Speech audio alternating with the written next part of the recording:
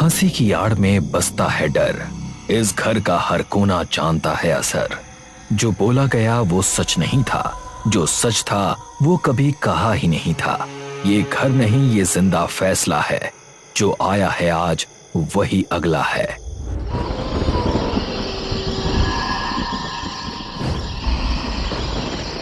Tisha big boss के set पर उमड़ी हुई भीड़ के बीच से चलती है। चारों तरफ तेज म्यूजिक गूंजता है, हर ओर जश्न का शोर फैला हुआ है। इस हंगामे और शोर के बीच वो चुपचाप आगे बैठती है। उसने अपने हाथ में एक रस्सी कस के पकड़ी हुई होती है और उसका ध्यान सिर्फ आगे टिका रहता है।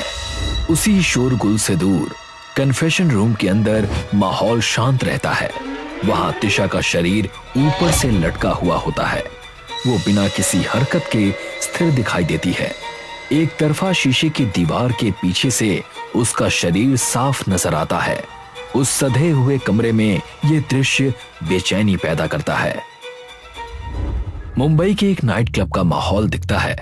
अंदर गौरव, श्रुति, अर्जुन और मीरा एक लाउंज एरिया में बैठे हुए हैं और आराम से अपने ड्रिंक्स का आनंद ले रहे हैं। उनकी बातचीत में हंसी और मुस्कान आती जाती रहती है। उनके चेहरे पर आराम और खुशी साफ दिखाई देती है और वो पूरी तरह सहज महसूस करते हैं। दिस वन इज फॉर गौरव। सभी अपना ग्लास उठाकर उसके लिए टोस्ट करते हैं। अर्जुन तुरंत पीछे की ओर झुकता है और अपनी सीट पर आराम से बैठ जाता है। यार, ये हमारी साथ में आखिरी सेलिब्रेशन होगी।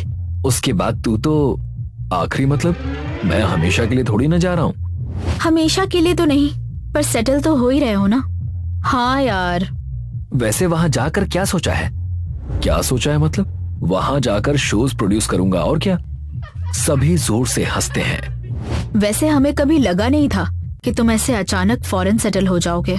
प्लान तो था नहीं, पर अभी यहाँ कुछ रखा नहीं है और डैड का शो भी बंद हो गया है, इसीलिए वहां जाकर कुछ नया स्टार्ट करेंगे। वैसे गौरव, अब तो तुम जा रहे हो तो बता भी दो, हुआ क्या था? मतलब? यार तुम भी ना, बता भी दो भाई कि आखिर हुआ क्या था। तुमने शो क्यों बंद कर दिया था अचानक? बताया तो था, टीआरपी अच्छी नहीं आ रही थी इसीलिए। ये रीजन तो बाकियों के लिए है, असली सच हमें नहीं बताओगे? हाँ, टीआरपी कोई रीजन नहीं हो सकता। सीजन 13 तुम्हारा सुपर हिट हुआ था और फिर तुमने अचानक उसे बंद कर दिया। डोंट माइंड, लेकिन ये अजीब तो है। अरे तुम लोग ज्यादा ही सोच रहे हो। कहा ना, कुछ था इंटरनल, इसीलिए बंद करना पड़ा। टीआरपी से अब इंटरनल रीजन हो गया? अच्छा चलो ये सब छोड़ो, हमारी लास्ट पार्टी है, अब पता नहीं कब मिलना होगा। Let's do something. What do you mean by something? हम सभी आज बिग बॉस के सेट पर जाएंगे। बेकार की बात मत करो, वो जगह 3 साल से बंद पड़ी है, बहुत गंदगी होगी वहाँ। अब तुम बहाने बना रहे हो यार, यही चीजें तो बाद में याद आएंगी। हाँ यार प्लीज, कुछ तो एडवेंचरस करते हैं ना। अच्छा पक्का, अगर तुम हमें आज वहाँ ले चलोगे तो हम तुमसे फिर कभी नहीं पूछेंगे। बट यार, मुझे डर लगता है। अरे डरने की क्या बात है, बस वहाँ जाना है, थोड़ी देर रुककर वापस आ जाना है। गौरव थोड़ी देर सोचता है। अच्छा ठीक है, पर प्लीज यार, ज्यादा देर वहां नहीं रुकेंगे, सिर्फ जाकर वापस आएंगे। सभी उसकी बात से सहमत हो जाते हैं और फिर सेट की तरफ बढ़ जाते हैं। वो गेट पर पहुंचते हैं और गौरव कार रोकता है। चारों बाहर उतरते हैं। गौरव गेट के ताले की ओर देखता है, फिर आसपास नजर दौड़ाता है। किसी सुरक्षा गार्ड की तलाश करता है, वहां कोई दिखाई नहीं देता। वो अपने दोस्तों की ओर मुड़ता है और प्लान छोड़ने का फैसला करता है। देखा, गेट बंद है, चलो रिटर्न चलते हैं। अरे गेट बंद है, दिमाग तो बंद नहीं है ना? अर्जुन कार की बूट से एक क्रोबार निकालता है और ताला तोड़ देता है, लेकिन गौरव इससे खुश नहीं होता। यार ये क्या कर रहे हो, नुकसान करा दिया ना। अरे तुम वैसे भी ये सब छोड़ के जाने वाले हो, चलो। चारों उस जगह के अंदर कदम रखते हैं। जैसे ही वो अंदर आते हैं, माहौल में अजीब सी चुप्पी फैल जाती है और तापमान अचानक गिर जाता है। वो आपस में बातें करते हुए आगे बढ़ते हैं और चारों को इस बदलाव का एहसास नहीं होता। गाइस, तुम्हें फील नहीं हो रहा क्या? क्या? बाहर इतनी ठंड तो थी नहीं, पर यहाँ अंदर काफी ज्यादा ठंड है। ठंड तो लग रही है, पर शायद इस वजह से कि हम जंगल के बीचों बीच हैं। हाँ हाँ, हॉरर मूवी शुरू हो गई। थोड़ी देर बाद बैकग्राउंड म्यूजिक भी आ जाएगा। सभी हंसने लगते हैं। वो कंट्रोल रूम तक पहुंचते हैं। वहां धूल और मकड़ी के जाले से भरा हुआ माहौल है। मशीनरी वैसी की वैसी ही पड़ी हुई है, जैसे समय यहीं थम गया हो। गौरव एक तरफ खड़ा रहता है, जबकि बाकी लोग कमरे में घूमते हुए सब कुछ देखने लगते हैं। कितना कुछ है यहाँ पर। इतनी सारी मशीन्स, इतना सब। ऐसा लगता है अभी यूएफओ आएगा और एलियन हमसे बात करेंगे। वो कुछ पल हंसते हैं, लेकिन अचानक चुप्पी में नल का पानी बहने की आवाज सुनाई देती है और उनकी हंसी रुक जाती है। गौरव बाहर झांक कर देखता है। कौन है? दूसरी तरफ से कोई जवाब नहीं आता। आवाज ग्रीन रूम से गूंजती है। गौरव और बाकी लोग एक दूसरे की ओर डर भरी नजरों से देखते हैं, लेकिन डर के बावजूद वो जाकर देखना तय करते हैं। क्या ये हमें डराने के लिए था? अगर ऐसा कुछ है ना, तो ये बहुत ही गंदा मजाक है गौरव। मुझे सच में पता नहीं। मेरे ख्याल से ग्रीन रूम का कोई नल लीक हो रहा है। वो ठीक कह रहा होगा। चलो हम सब जाकर वहाँ चेक करते हैं। एक एक करके वो ग्रीन रूम की तरफ बढ़ते हैं और उनके कदमों की आवाज उस अनजानी चुप्पी में गूंजती है। चारों ग्रीन रूम में कदम रखते हैं। उनके दाईं ओर बाथरूम है और नल से बहता पानी साफ सुनाई दे रहा है। मीरा और श्रुति डरी हुई हैं। उनकी नजरें बाथरूम के दरवाजे पर टिकी रहती हैं। गौरव हैंडल पकड़ता है, लेकिन हिचकिचाता है। उसके चेहरे पर डर साफ दिखाई देता है। अर्जुन बिना डर के आगे बढ़ता है। यार क्या तुम भी हर चीज को इतना सीरियसली लेने की जरूरत नहीं है। अर्जुन एक धक्का देकर गौरव को किनारे कर देता है और दरवाजा खोलता है। वो अंदर कदम रखता है, लेकिन पीछे से दरवाजा अचानक बंद हो जाता है और तेज क्लिक की आवाज के साथ लॉक हो जाता है। अर्जुन 2 बार चिल्लाता है। उसकी आवाज उस संकरे कमरे में गूंजती है और फिर अचानक चुप्पी छा जाती है। बाहर गौरव, मीरा और श्रुति दरवाजा खोलने की कोशिश में हड़बड़ाते हैं। हर असफल प्रयास के साथ उनका डर और बढ़ता जाता है। अर्जुन, अर्जुन तुम ठीक हो?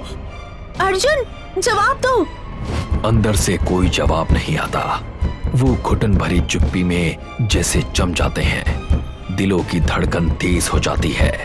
अचानक बाथरूम का दरवाजा अपने आप खुल जाता है। अंदर अर्जुन का मरा हुआ शरीर पड़ा होता है।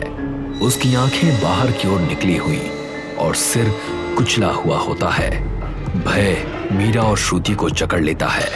बिना एक शब्द बोले तीनों मुड़कर मुख्य दरवाजे की तरफ दौड़ पड़ते हैं। उनके कदमों की आवाज लॉफ्ट में गूंजती है। सीढ़ियों से उतरते हुए वो अपनी जान बचाने के लिए भागते हैं। वो गेट तक पहुंचते हैं और बाहर निकलने के लिए जोर लगाते हैं, लेकिन उम्मीद टूट जाती है क्योंकि गेट बंद है। जैसे ही उन्हें एहसास होता है कि वो फंस गए हैं, घबराहट और डर से उनका दिल भर जाता है। मैंने तुम लोगों को पहले ही बोला था, यहाँ नहीं आना चाहिए था। ये क्या हो रहा है गौरव? कौन है ये? मुझे कैसे पता होगा? सिक्योरिटी! दूसरी तरफ से कोई जवाब नहीं आता। हार मानते हुए वो गेट के सहारे बैठ जाते हैं। उनके चेहरे पर आंसू बह रहे होते हैं। श्रुति चुपचाप रोती है। अर्जुन की मौत का दुख उसे पूरी तरह से घेर लेता है। अर्जुन! अर्जुन!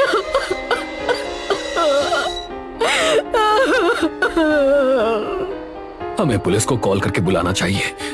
मीरा धीरे से श्रुति को सांत्वना देती है। उसकी पीड़ा के साथ मौन सहमति जताती है। गौरव अपना फोन निकालता है। उम्मीद की एक झलक दिखती है, लेकिन जैसे ही वो चेक करता है, पता चलता है कि सिग्नल नहीं है और नेटवर्क काम नहीं कर रहा। शिट! क्या हुआ? नेटवर्क ही नहीं है। तुम दोनों अपने फोन्स में चेक करो प्लीज। मीरा अपना फोन निकालती है और फिर श्रुति का भी चेक करती है, लेकिन दोनों के ही फोन में एक ही नतीजा दिखाई देता है। कोई नेटवर्क नहीं, कोई सिग्नल नहीं, कुछ भी नहीं। हमारे फोन्स में भी नेटवर्क नहीं है। गौरव कुछ पल के लिए दूर देखता है, सोच में डूब जाता है, फिर बोलता है, यहाँ रहना हमारे लिए सेफ नहीं है। हम एक काम करते हैं, बैक लॉन में जाते हैं। वहां की वॉल के पीछे एक रेस्टोरेंट था, शायद वहां से बुलाने पर कोई हमें सुन ले। मीरा और श्रुति उसकी बात से सहमति में सिर हिलाती हैं और तीनों पीछे के लॉन की तरफ चलने लगते हैं। पिछले लॉन की राह उन्हें उन्हीं रास्तों से ले जाती है जहां से वो अभी अभी गुजरे थे। वो एक मोड़ लेते हैं और थोड़ा आगे बढ़ते हैं, लेकिन अचानक महसूस करते हैं कि मीरा गायब है। घबराहट में वो पीछे दौड़ते हुए उसका नाम पुकारते हैं। वो एक कमरे में पहुंचते हैं और देखते हैं कि मीरा चेहरे के बल फर्श पर पड़ी है। वो जैसे ही उसे पकड़ने की कोशिश करते हैं, वो पीछे की ओर डरावने और असामान्य तरीके से पलट जाती है। हड्डियां चटकती और मुड़ती हैं और एक अंधेरी शक्ति उसे एक साया भरे कमरे की ओर खींचने लगती है। गौरव और श्रुति उसे बचाने की कोशिश में उसके साथ चिपक जाते हैं। फिर एक घिनौने क्लिक की तरह मीरा की गर्दन असामान्य रूप से मुड़ जाती है। वो गौरव की आंखों में आंखें डालती है। उसका चेहरा भयानक रूप से विकृत हो जाता है। सिहरते हुए गौरव उसका हाथ छोड़ देता है और पीछे फिसलते हुए चिल्लाता है, नहीं, ये मीरा नहीं है। मीरा को कमरे के अंदर खींच लिया जाता है और वो अंधेरे में गायब हो जाती है। श्रुति फर्श पर बैठकर वहीं घूरती रहती है जहां मीरा गायब हुई थी। उसकी नजरें गौरव की ओर उठती हैं और उसके चेहरे पर डर और हताशा साफ दिखाई देती है। तुमने उसे जाने क्यों दिया? बिना देर किए गौरव श्रुति को पकड़ता है और वो दौड़ पड़ते हैं। वो तब तक नहीं रुकते जब तक कि लॉन तक पहुंच नहीं जाते। गौरव कांच के गेट को जोर से बंद करता है और उसके सहारे खड़ा होकर सांस लेता है। ये क्या हो रहा है? तुमने उसे जाने क्यों दिया? वो मर चुकी है, वो हमारी मीरा नहीं थी। नहीं, ऐसा नहीं हो सकता। ऐसा ही है। अब सिर्फ तुम और मैं बचे हैं। हमें यहाँ से जल्द निकलना होगा। पहले अर्जुन, अब मीरा, हम दोनों भी जल्दी। नहीं श्रुति, हम इतनी जल्दी भरोसा नहीं खो सकते। यहाँ से बाहर निकलने का कोई ना कोई रास्ता जरूर होगा। गौरव दीवार के पास जाकर मदद के लिए चिल्लाने लगता है। उसकी आवाज खाली रात में गूंजती है, सुनो, कोई है? अगर कोई सुन रहा है तो जवाब दो। फिर भी वहां कोई जवाब नहीं आता। गौरव परेशान और थका हुआ बैठ जाता है। श्रुति उसकी चुप्पी से उलझन में उसे देखती है और धीरे से समझने की कोशिश करते हुए उससे पूछती है, ये क्या हो रहा है गौरव? मुझे कुछ नहीं पता श्रुति, बस इतना ही पता है कि ये शो किसी टीआरपी के चक्कर से बंद नहीं हुआ था। यहाँ एक टीशा नाम की लड़की ने सुसाइड किया था। उसके बाद काफी लोगों ने उसकी आत्मा को देखने के बारे में बताया और शो को छोड़ दिया। इसी वजह से डैड को ये शो बंद करना पड़ा। तो अब हम क्या कर सकते हैं? वो आत्मा क्या चाहती है ये जानने के लिए हमें कन्फेशन रूम जाना होगा। Confession room? हाँ, उसने वहीं फांसी लगाई थी। हिचकिचाते हुए श्रुति सहमति में सिर हिलाती है और साथ में वो घर के अंदर वापस चलने लगते हैं। दोनों फिर से उन्हीं रास्तों से कन्फेशन रूम की ओर बढ़ते हैं। एक मोड़ लेने के बाद श्रुति महसूस करती है कि गौरव अब उसके साथ नहीं है। चुप्पी में घिरी वो दौड़ पड़ती है। उसके चेहरे पर आंसू बह रहे हैं और उसके पैर रुकने का नाम नहीं लेते। गौरव, गौरव! अचानक कोई उसे धक्का देता है और वो कन्फेशन रूम में गिर पड़ती है। भय ने उसे पूरी तरह घेर लिया है। जब वो ऊपर देखती है तो उसकी आंखें डर से फैल जाती हैं। दिशा की आत्मा छत पर रेंगती हुई उसकी तरफ बढ़ रही है। श्रुति कुछ सोच पाती कि इससे पहले दरवाजे अचानक खुलते हैं और गौरव एक साधु के साथ दिखाई देता है। श्रुति वहीं जमी रह जाती है, हैरानी में, क्योंकि जो अभी अभी हुआ वो उसे समझ नहीं आता। साधु मंत्र पढ़ते हुए आते हैं और फिर बोलते हैं, अब तेरी जरूरत पूरी हुई। इससे पहले तेरा आखिरी बलिदान तुझे मिले, तू वादा कर, तू गौरव और उसके परिवार को छोड़ देगी। तीशा की आत्मा धीरे और समझदारी से सिर हिलाकर सहमति जताती है। गौरव साधु के पास खड़ा रहता है। उसका चेहरा शांत और भावहीन है। चारों ओर फैली डरावनी स्थिति का उस पर कोई असर नहीं होता। आई एम सॉरी श्रुति, तीशा मेरी ही छोटी बहन थी। उसने काला जादू और तंत्र विद्या करके इसी जगह एक आत्मा को जगा तो लिया, लेकिन उसे संभाल नहीं पाई। धीरे धीरे उस आत्मा ने उसके शरीर, उसकी सांसों, उसकी चीखों पर कब्जा कर लिया। हमें बताया गया कि तीशा की मौत के बाद भी उसकी आत्मा को शांति नहीं मिली। साधु जी ने कहा था कि इस आत्मा को शांत करने के लिए 3 इंसानों की बलि देनी होगी। मेरी बहन को शांति चाहिए, चाहे उसके लिए मुझे अपना समीर ही क्यों ना खोना पड़े। हो सके तो मुझे माफ कर देना, मैं मजबूर हूँ। इतना होते ही गौरव और साधु कमरे से बाहर निकलते हैं और पीछे से दरवाजा धीरे से बंद कर देते हैं। जैसे ही आत्मा श्रुति की तरफ छलांग लगाती है, कमरे में एक जानी पहचानी आवाज गूंजती है, इतनी जल्दी नहीं। तीशा की आत्मा और श्रुति दोनों आवाज की ओर मुड़ती हैं।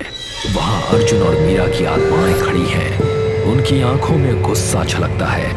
एक तेज गति में वो आगे छलांग लगाते हैं और तीशा को फर्श पर दबा देते हैं। संघर्ष के बीच मीरा की आत्मा बोलती है, श्रुति, गौरव और उस साधु की गर्दन पर जो ताबीज है उसी ने उन्हें बचाया है, जाकर उसे तोड़ दो।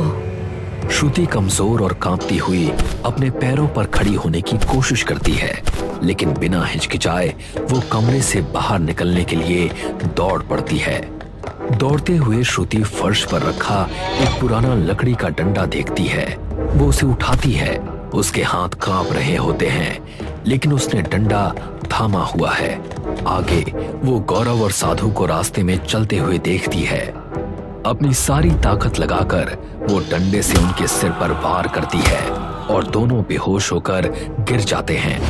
जल्दी से वो उनके गले में लटके ताबीज को पकड़ती है और खींच लेती है, और जैसे ही ताबीज उनके गले से उतरता है, तीशा की चीख पूरे स्थान में गूंजती है। चीख सुनकर गौरव और साधु चौंक कर जागते हैं। गौरव देखता है कि श्रुति किनारे खड़ी है और साधु के पीछे दौड़ पड़ता है, लेकिन अब बहुत देर हो चुकी होती है।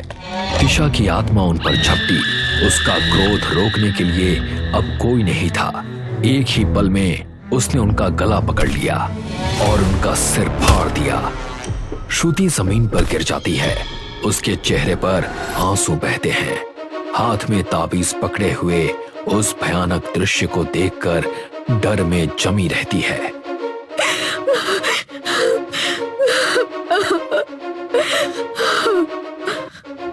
रात खत्म होती है और अगले दिन श्रुति गेट से बाहर निकलती है। उसके कपड़े फटे हुए हैं, उसके पैर और हाथों पर खून के धब्बे हैं, और ये कहानी यहीं समाप्त हो जाती है।